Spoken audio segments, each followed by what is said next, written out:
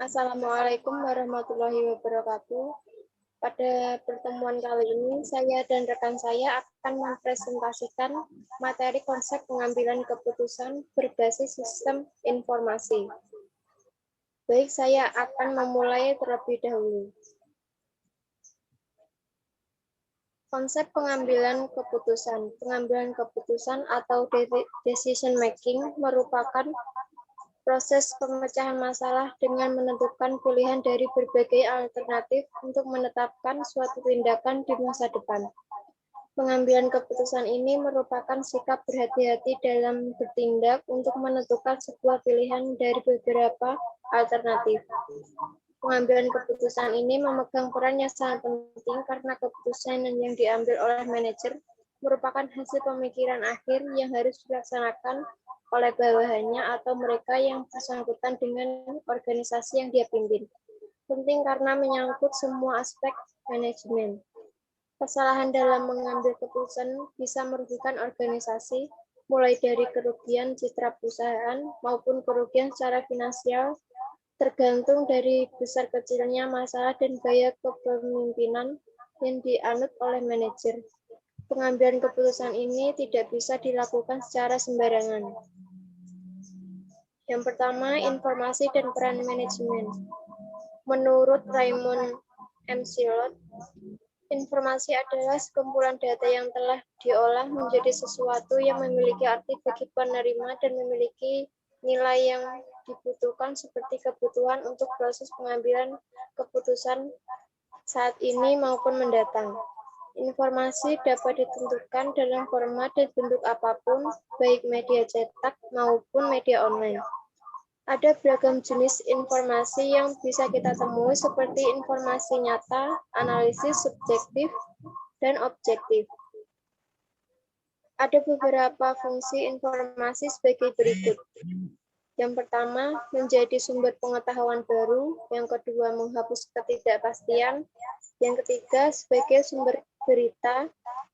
Yang keempat, untuk sosialisasi kebijakan. Dan yang kelima, menyatukan pendapat. Adapun beberapa jenis informasi sebagai berikut. Yang pertama, informasi berdasarkan sifat dibagi menjadi 3 bagian diantaranya faktual, opini atau konsep, dan deskripsi. Yang kedua, informasi berdasarkan kegunaan dibagi menjadi 2 bagian diantaranya informasi yang menambah pengetahuan dan informasi yang berdasarkan penyajian. Yang ketiga, informasi berdasarkan lokasi peristiwa dibagi menjadi 2 bagian diantaranya informasi dalam negeri atau domestik. Yang kedua, informasi luar negeri. Materi berikutnya akan dibaca oleh rekan saya yang bernama Salsa.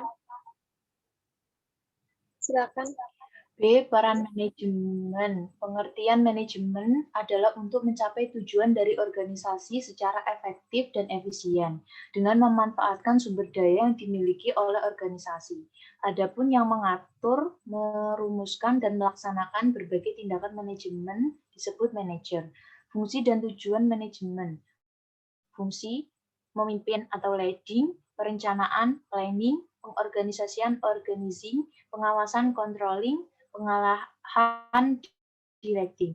Pada tahun 1970-an, Henry Mintzberg menyempurnakan konsep file, yaitu peran manajer dapat yang berhubungan dengan manusia, informasi, dan keputusan.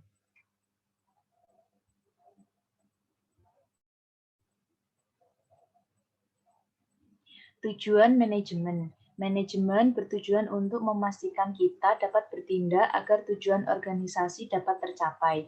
Tujuan paling umum sebuah organisasi adalah untuk mendapatkan keuntungan.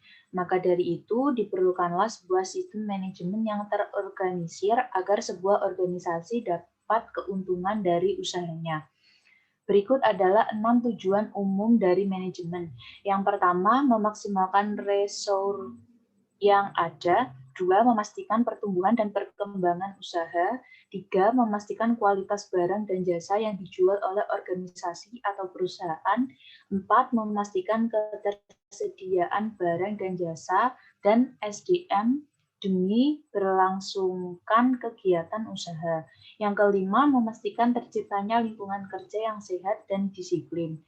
Yang keenam, mengurangi kemungkinan risiko yang akan dipengaruhi pertumbuhan usaha. 2. Tahapan pengambilan keputusan. Model yang bermanfaat dan terkenal yang diajukan oleh Herbert A. Simon akan digunakan sebagai dasar perangkat lunak dukungan keputusan yang ada dalam suatu sistem informasi manajemen telah diuraikan terdiri dari 3 tahapan yang dijabarkan sebagai berikut. Yang pertama adalah penelusuran. Penelusuran terdiri dari usaha penyelidikan lingkungan yang memancing keputusan ini. Yang selanjutnya adalah desain, menentukan alternatif pemecahan masalah. Untuk selanjutnya, pemilihan.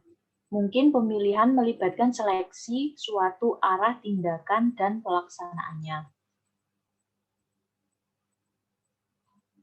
Ada kecenderungan pada beberapa perancangan sistem informasi bahwa suatu pangkalan data akan banyak memperbaiki pertumbuhan keputusan.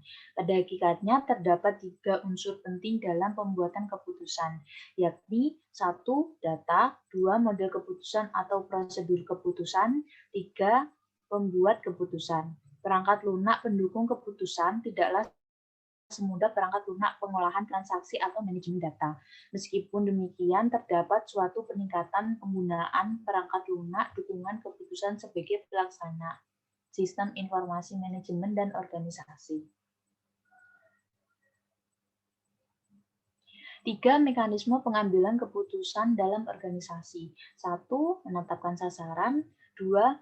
Menentukan persoalan. 3. Mengembangkan alternatif. 4. Mengevaluasi alternatif. 5. Memilih salah satu alternatif. 6. Melaksanakan keputusan.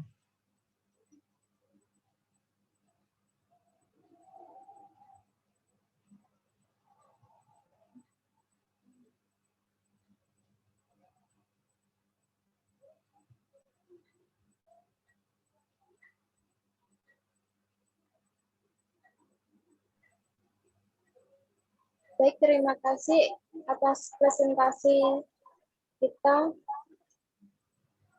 Saya Pinky Nurikadini dan rekan saya Salsabila Fitria mengucapkan terima kasih dan maaf kalau ada kekurangan dalam mempresentasikan materi. Wassalamualaikum warahmatullahi wabarakatuh.